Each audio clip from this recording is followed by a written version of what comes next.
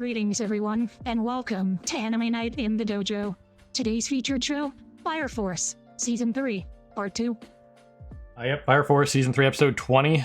Welcome back to the dojo. I'm Ryu. Sage, we're back from our Anime Night in the Dojo, and this is Episode 1 of our double feature for the next 2 weeks. Doing 2 episodes a week to catch up for the time we missed, and keep on track with the spring release stuff that we have to start in the beginning of May. And this is when we go through the effort of doing this, and all the dubs for like Slime and all the other shows that we're going to do don't get dubbed in time for us to start at the beginning of May, and then we're sitting there going, well. So that's usually how it would go, but I doubt that'll happen, especially with something like Slime that's usually pretty close to simulcast within a week, that kind of stuff, and all the other stuff that is coming out that we'll talk about as we get closer to the end of these shows. But Slime is the big one because it's getting a 5-core fourth season. Excuse me, 60 friggin' episodes, 2 cores back to back. So we're gonna have like half a year Slime here, so that's pretty exciting. But as it stands for Fire Force, some cool stuff's going on. Getting closer to the supposed cataclysm and end of humanity, but not if Shinra and others have something to say about it. Maybe Captain Obi will be the hero that we don't deserve, right? I mean, Obi is the unifier. I think that was something. Go. That was something that they brought up as like a plot point. That's actually why the White Clad tried to assassinate him. Right. But at this point, the cataclysm's happened. It's just a matter of trying to shape the world not to the way the White Clad want it, right? Yeah, it's just trying to manipulate the outcome of the cataclysm. Right. It's kind of like, well, here's the Play-Doh you got. You can't do anything about it anymore, but you can make it into a better shape and better for the people. So, stuff that is still on the table, obviously, that we've talked about. Lord Death, Excalibur, the Sun, that kind of thing. So those are the 3 like major points that'll become. Be interesting to see what they do with that and the how we get there portion, that kind of stuff. So that should be fun. At some point or another, I assume either Shinra or Sho is going to become the god of hope. Yeah. So there's plenty to go, and it'll be interesting to see how we get there.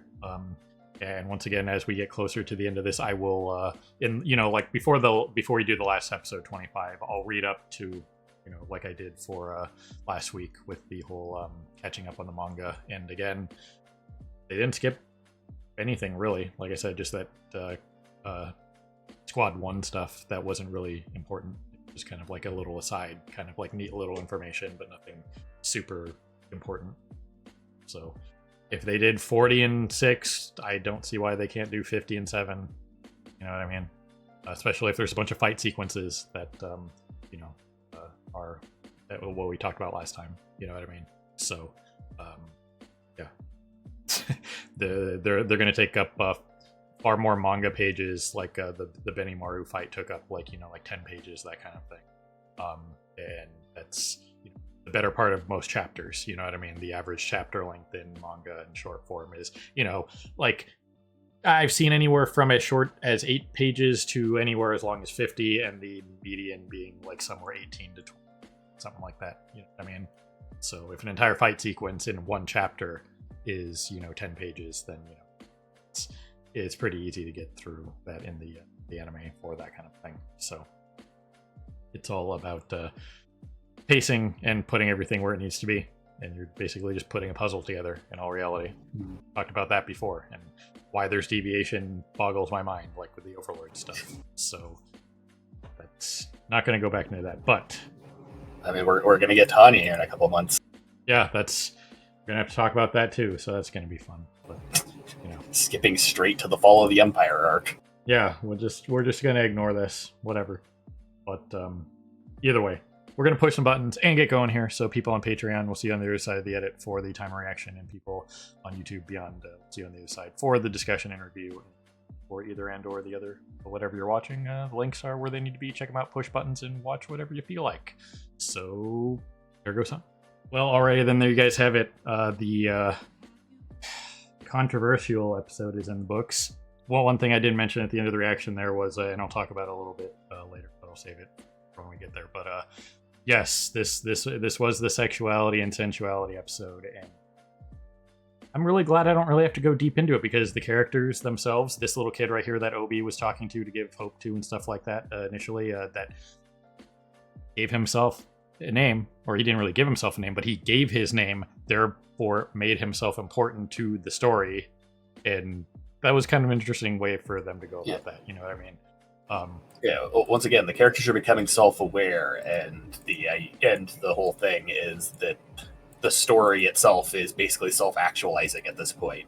Yeah, and freaking character becoming an extra, becoming a named character is a thing. Yep. So I will say the very surreal nature of them starting this episode with like Sumire from the past before the first cataclysm, and her talking about how they needed 2 more cataclysms to get the world to where it needed to be. So to me, that means they had the first cataclysm. They need to have this one that's going on right now go the exact way that they want it for the world to be the way that they want it. You know what I mean? So it'll be interesting to see if Soul Eater will go in that direction or something like that, if they do choose to remake the series and do like a Soul Eater perfect and completely follow source material for that, if they go into that kind of thing. But well, yeah, so like Soul Eater has been over for a while now, and I don't think it ends in the equivalent of what could be considered a great cataclysm. I know like the main finale bit mostly takes place on the moon. Right. So I'm not sure about where another cataclysm could have potentially came in during the Soul Eater storyline. Right. So yeah, it'll be interesting to see what they do with that. But the like real like our kind of world Sumire, that was pretty surreal, and it was pretty interesting the way they handled stuff like that. It's always interesting when you look at something that is dubbed from like a live action perspective to a animated perspective, where you can kind of like quickly go in and edit the mouths a little bit to make it look like they're speaking like any language and stuff like that.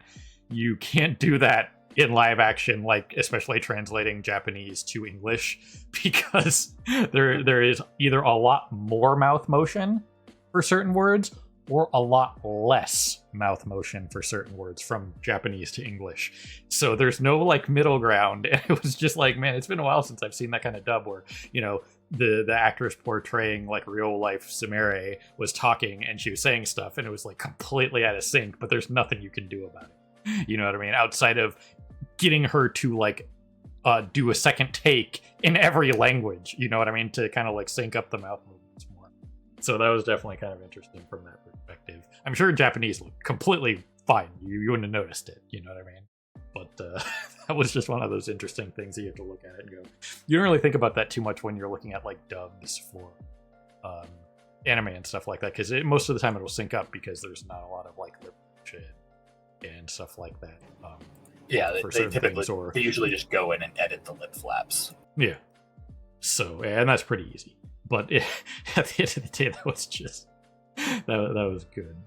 But I just wanted to point that bit out a little bit as well. But the major point of this episode is everything that they went into about Tamaki and stuff like that, and the mob mentality being the fact of you don't want to be part of the mob, you want to be an individual. It's one thing if you think alongside the mob as an individual, like, yeah, this is what we need to do, but it's bad if you, it's kind of like if you guys know 12 Angry Men, the very famous, I forget if it was like a play or what it was at first, but it's the portrayal of a jury, which is usually 12 people, at least in America, and they go into deliberations, and 11 of them are just like, yeah, this guy's guilty, just no, F that, well, let's just issue the verdict and go home.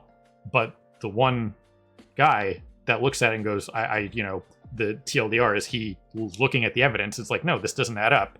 And slowly over the course of a lot of time, he convinces the other 11 that, this person is actually innocent and, don't have that mob mentality of, yeah, just guilty, whatever.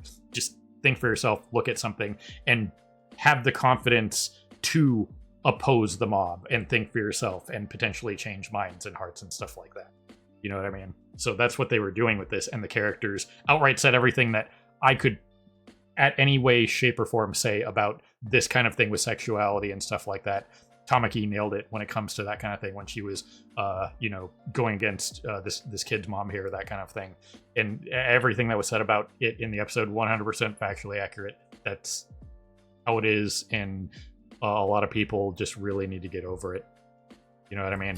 Because at the end of the day, the hyper end game of that, and we use kind of like the Frieren example for that, is if you get rid of sensuality, lewdness, sexy stuff, that leads to less procreation, which leads to less of a future, which eventually will lead to extinction, kind of like what happens with the elves in Frieren and some other, certain fantasy where, more long-lived races kind of like fall off on that from time to time, and you see that, and then they end up going extinct because they just got uninterested in romance and stuff like that, which, you could argue, oh, they should just, out of obligation, bang some kids out, but you still have to, want to do that, and it becomes, well, what's sex without romance, in a way, you know what I mean, that kind of thing. So they nailed everything that they had to for that, and I'm glad I don't have to talk about it because the episode did it for me.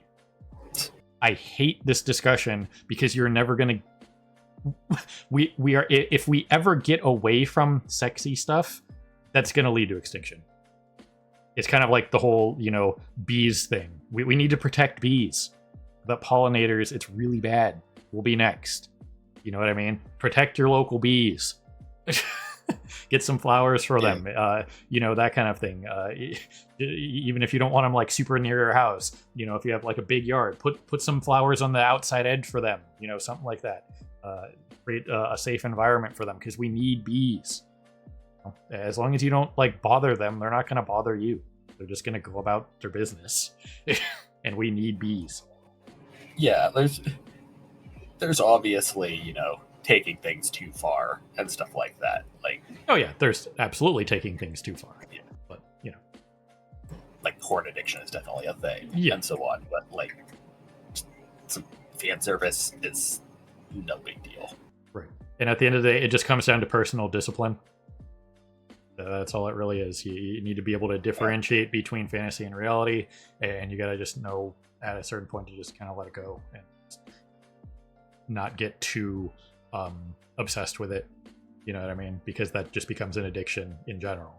You know what I mean? So it doesn't matter what it is. It doesn't matter whether it's caffeine, alcohol, porn, whatever it may be, whatever you're addicted to. That you have to have that personal discipline. And, to make another South Park reference, you lack discipline and the way of the warrior. You know what I mean? So it's just, you just have to have that on-off switch.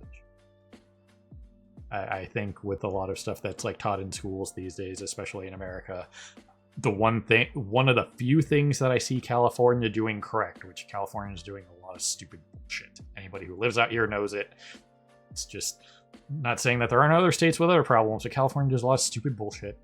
But one of the things that we have apparently pushed through, and I'm very glad to see, is in high school, they're mandatory teaching like things like home ec, like 100% like mandatory. How to do stuff around your house, how to do your taxes. Real life things that you need as an adult are going to be taught in high schools in California.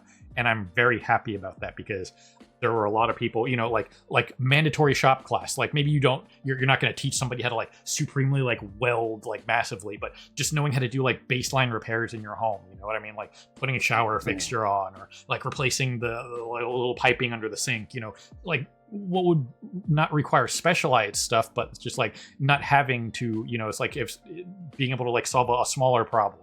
You know what I mean? Not trying to take jobs away from plumbers and electricians and all that, but it's just like, oh yeah, I can fix that, no big deal. We don't need a specialist, that kind of thing. Or just like if a specialist isn't available, that you can handle it yourself without having to, like freak out and that kind of thing. Just simple stuff like that. Especially doing your taxes was one of the biggest things that I wish they had taught, like when I was in school. You know what I mean? Not just like relying on software or going to like a tax specialist, those kinds of things, but just being able to do things yourself as an adult. Yes, all the other things that you learn in school, relatively important up to a point, but there's a ton of stuff that you learn in high school and gen ed that, unless you're going to specialize in, say, physics, you don't need to take physics. You know what I mean? At a certain point of math, and math was my big breaking point for me personally, was I knew that I wasn't going to go into anything that was beyond like algebra. You know what I mean? Algebra, geometry, that's enough. I don't need, calculus and all those other crazy different math courses for various reasons. Like, I was so disinterested in it because I was at the point where I was like, I don't need to know this. I'm never going to use this. Why do I need to learn it? You know what I mean? And that's why it was a struggle for me to just give a shit. The only reason I got through those classes at like C- was because I knew I had to do it to graduate. And that is not good incentive for a student. You know what I mean? If they're already smart enough to know that they're not going to need it, you shouldn't be forcing them into it. You know what I mean? There's a certain point in each subject in general that it just needs to stop right there unless you're going to specialize in that field. And I'm really glad that at least in California, they might be doing it in other places, that they're going to be teaching things like doing your taxes, simple home repair, how to take care of a child, that kind of thing. Just this very general everyday life stuff to be an adult. You know what I mean? So I'm glad that's a thing that they are doing. Yeah, we'll just have to see what comes of that. Hopefully some good comes of that. But anyway, Age's power strip exploding again aside, that's pretty much what this episode is about, is just the fact that, think for yourself and pretty much don't be a sheep and don't be offended by things that, aren't crossing lines, obvious lines. And I think anybody reasonable knows where that line is for pretty much anything. You know what I mean? Well, the story of this episode is actually don't think for yourself unless you're a main character. Right. Because essentially the whole setup here is that it's turned into, there are only two kinds of people. There are the world builders, which are main characters, or the mob. Right. And that's like why the mom disappeared, because she no longer fit into either category. Right. So that's what happened with her. She wasn't mob and she wasn't main character. So as Leek pointed out, she differentiated herself from the mob, but she never established herself as a main character. Right. And that's when Leek hit her with the classic, "Oh, you're just XYZ's mom." You know what I mean? That would kind of remind me of that thing of that really frustrated me about not that I'm like super into the Olympics, but there was that one I think she was a snowboarder. I'm not sure what discipline she was doing, but they introduced her as Jake Paul's girlfriend.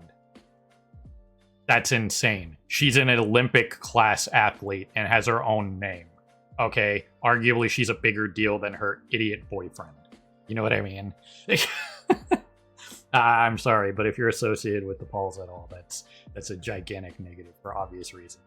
Anybody that doesn't understand why the Pauls are scum, yeah. So I'm just using that as an example. Like if that was like, like something like, oh, that's like Tom Brady's wife or whatever, as opposed to her name. Tiger Woods' wife, Kobe Bryant's wife, Michael Jordan's wife, whatever. In either direction, I believe they do it for Paul Skeens, the Pittsburgh Pirates pitcher. A lot of the times he gets introduced as Livy Dunn's boyfriend. You know what I mean? So it's like, you can say that Paul Skeens is Livy Dunn's boyfriend, absolutely, but referring to, oh yeah, that, Paul Skeens' girlfriend or Livy Dunn's boyfriend, if that's how you're referring to somebody, that is unbelievably disrespectful to the person as an individual. You know what I mean? If that's the only thing you refer to them as. You know what I mean? That is just unbelievably rude. It's one thing to like just kind of like have it a thing. It's like, oh yeah, they're in a relationship with this person. Yeah, that's fine. But constantly saying, that being referring to them as that as opposed to their actual name is just absolutely ridiculous. I don't know. Again, I'm just glad that in the case of this episode, that the characters handled everything that I wanted to say about this kind of situation by themselves. So I don't really need to reiterate everything that they said. Just listen to what they said again. And that's my stance on all of this kind of nonsense. You know what I mean? And this is how I believe that more objective people should be looking at things, because it's really not that big of a deal until you cross the obvious lines. Okay? When you cross the line, that's when it's the problem. What, with a lot of fan service and stuff like that, once again, you see way worse stuff by just turning on Twitch or YouTube or wherever, you know what I mean? It's really not that big of a deal. I mean, even during the episode, you was just like, oh, you're taking your clothes off or whatever. It's like, yeah, if you go to a beach, you're going to see women in that exact attire. I don't get it. It's basically just a bikini. How many hot tub streams are out there these days where they wear far less than what Tamaki's wearing? You know what I mean? Barely any coverage. You know what I mean? You move and you're gonna have a freaking wardrobe malfunction. You know what I mean? So it's just one of those things where it's really not that big of a deal unless it crosses an obvious line. And very few times have I seen that line crossed in anime when it's not like specifically like adult content. You know what I mean? Something that is actually pornography. You know what I mean? That kind of thing. Yeah. So it's just taken too ridiculous. And at the end of the day, once again, we have to point out that just because it's animated doesn't mean that it's directed at children. I'd wager to say that the majority of anime these days is directed at young adults and just adults in general. The majority of anime is shoujo and shonen, which is supposed to be like late teens, early 20s. Yeah. So it is just, and by then, once again, just like those like random 10-year-olds that went up to that OnlyFans model and were like, hey, you're an OnlyFans model. 10 years old. Just saying. So that situation is a whole other problem. That just comes down to parenting at the end of the day. And I think more and more these days, parents don't want to parent. But again, that's a whole other discussion that I don't want to get into. But either way, the freaking the Doppel fight here, it was inverse, which I find hilarious. Yeah. This is not the original. This is the Doppel, which is hilarious to me. I love everything about it. Yeah, I figured that Assault was coming back, like I had said, like, especially because of like the ED, the fact that he's where he shows up in it, and the fact that he's one of the few white. I had him in the back of my head as one of the few white clad that was still around. But I didn't think that it makes sense. It made sense the moment he showed up, but like I didn't actually initially think about the idea of, oh well, no, it would be Doppel, Assault, and once again the doppelgangers are the like fully actualized versions of the perception of the person. Right. And as we saw, like Arrow pointing out, even with 6 of us, we're screwed because she knew his potential. Yeah. You know what I mean? Yeah, because like Assault was supposed to be like up there with like Dragon as like one of the strongest members of the White Clad. We just never really get to actually see him fight at full potential because he's always freaking perving over Tamaki. Right. So I do like the way they handled that. The one thing that I will say in this whole situation, my God, Juggernaut got the freaking WWE shelf treatment in this one. that was like the equivalent. I don't even know what to compare that to. That was like, yeah, he made the declaration of love and all that stuff, and then he just kind of just gets swatted. Like not even like any part of the fight. He just kind of, doesn't even get to show off like his new like cool tech and stuff like that. He just kind of gets bonked and that's it. Yeah, we know he's gotten quite a lot stronger. Savage. That was savage. You know what I mean? Like he could have at least been like the third guy to the fight. You know what I mean? That kind of thing. Like how Tamaki finished off the doppelganger, that kind of thing, he could have like been like a part of it somehow, as opposed to just being removed. And I will be interested to see like if that's the case in the source material. You know what I mean? Like, did they do him dirty in the anime? Have to wait and find out. But that was fucking rude. I feel bad for the guy. But yeah, that's like my only like gripe. Is it like an objective problem? Kind of, because of just like that declaration of like him wanting to protect the girl he loves and all that kind of stuff. And they get swatted. He could have at least had a part in the fight. You know what I mean? He didn't have to be the guy that won the fight, but he could have had that like support role that Tamaki did, and they could have like tag teamed it. You know what I mean? Something like that. Well, it's kind of it's designed to be an upset for the previous outcome, because previously we had this exact same situation, and he did manage to defend Tamaki. Granted, Yeah. It cost him freaking several limbs, but he did. Yeah. And then this time he just gets upset. Yeah. So I don't know. That was my only like minor gripe with it. I will be interested to see if it was like done slightly differently in the source material. But considering everything's been pretty much shot for shot so far, especially this season, I'd have to go back and read the other first 200 some odd chapters to see if everything was pretty much shot for shot. But yeah, it's that was kind of a bummer. But not the biggest deal, but still like questionable that he couldn't have even been like a little part of, especially with all the cool stuff that he apparently has now. So Yeah, like we know he's gotten a lot stronger than the Abyss raid. Yeah. But yeah, well, he's probably just going to be out of the fight for here. So we probably won't get to really see any of the other stuff on him. Yep. So that was what it was. Was her equipment always weighted? Was that something that we knew? Because I was like full Piccolo over here, just like, oh, by the way.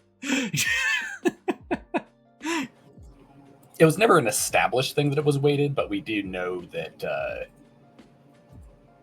she's always had a very strong physique. Right. That was her whole thing is endurance. Yeah. Like, and when she was training with Benimaru and the twins and stuff like that, that was the whole thing, was her just focusing on her physique, because she didn't really have the any sort of like special ability to draw on the way like freaking Shinra did or anything. Right. One thing I will say that's kind of interesting here is like she didn't go full Nekomata mode like she did during that training. You know what I mean? Yeah. So that's kind of interesting if she still has that in the back pocket for later potentially. So let's not forget that she has like that full Nekomata mode. That's like kind of like that like full body cloak kind of situation that she can pull off, which is probably arguably stronger now because of all the events that are occurring. So that's kind of something to kind of remember if that does happen. Yeah, she still has the Nekomata mode, and once again, people kind of overlook her because she's fan service, but freaking she's second only to Burns when it comes to fire resistance. Yep. She is the tank of the party. Right.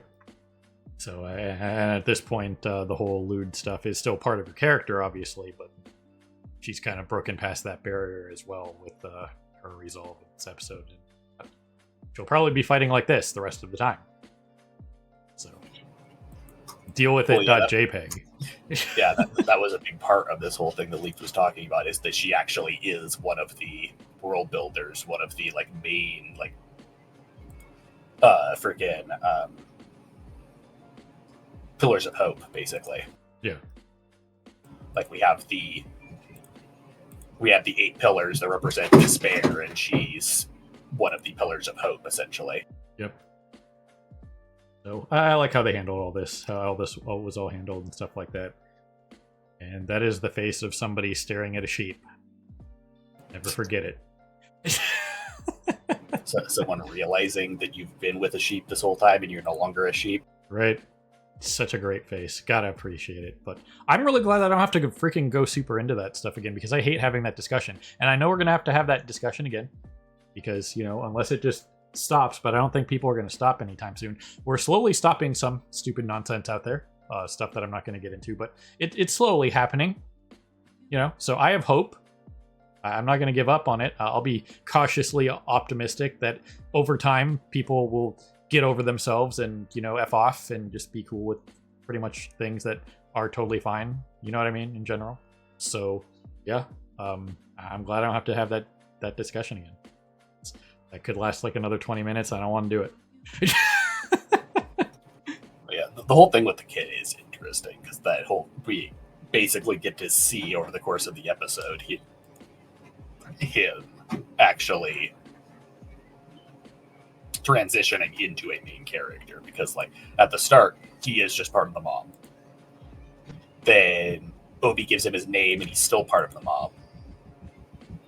But then when we get to this point here, him and his mom try to individualize beyond the mob. They try to actually form an identity. However, he has already earned his main character status by sharing his name with a main character. Right. The mother hasn't, though. So when they both break off from the mob, he remains as a main character, and she just gets written off because she's no longer relevant. Right. So I did enjoy how that was handled. That was a very cool way to do it, and I appreciate it for everything that it symbolizes and what it means. Yeah. Another very good episode going forward. Assault just kind of assaulting into the distance at the end there. The other kind of fan service with, you know, Obi and Lieutenant, you know, and then she got him with the classic. This is a very Kasumi from DOA move right here that she got him with. So gotta appreciate that as well.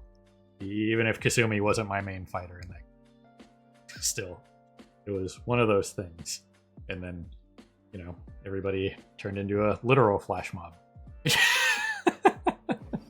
Well, yeah, once again, the whole thing is, at this point, their main goal is to turn the mob to their favor. Right. Because the whole thing fueling the cataclysm is the collective unconscious, aka the mob's mentality. Yep. So at least these people here are feeling better about themselves in one way, shape, or form. So we'll just have to see how that slowly transitions from despair to hope as the remaining episodes, you know, go on. So that's all I got for this one. Really glad I didn't have to do that discussion because the characters handled it for me brilliantly, and there's nothing I have to add to it. So, you got anything else, H?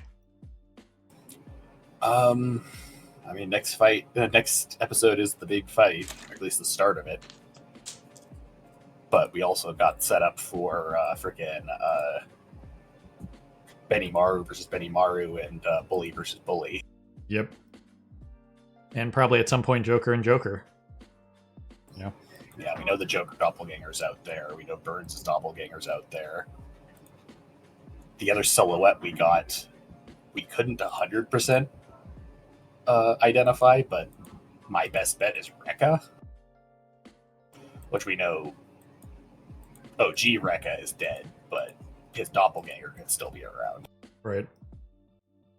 So, either way, that episode will be coming to you guys later today. Doing our usual, not our usual catch up, but the catch up for the stuff that we missed while Age was in Firetown. So we'll be having 2 episodes of each show for the next 2 weeks here. So 1 in the morning and then like 1 in the evening. So we're still going to do our recording normally, so we don't have to do things back to back. So we actually still have some time to digest it. So we'll be probably recording the next episode in like 2 days from now. So anyway, that being said, ladies and gentlemen, people of YouTube, beyond however you're watching, as always, we appreciate you stopping by and hanging with us here in the dojo for more Anime Night. Fire Force Season 3, Episode 20. So have a good morning, evening, afternoon, whatever it is for you. Have a good one. We'll see you next time. Hey everyone, Victoria here. If you enjoyed the video, please consider pushing those like and subscribe buttons. Your support is greatly appreciated. Thanks again for your time, and we hope to see you again in the future.